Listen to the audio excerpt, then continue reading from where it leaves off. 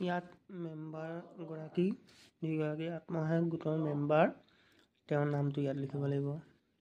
ইয়াত গোটৰ MS কোডটো দিব। এইটো গোটৰ MS কোড। ইয়াত কাৰেণ্ট ইকনমিক এক্টিভিটি,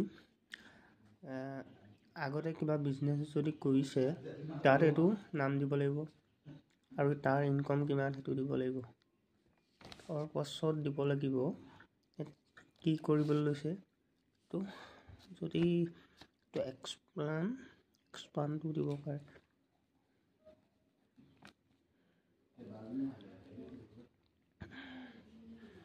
এক্সপানটো দিব পাৰে যদি নতুন বিজনেছটোৰ নাম আৰু নহ'লে এক্সপান বহলাই দিব পাৰে।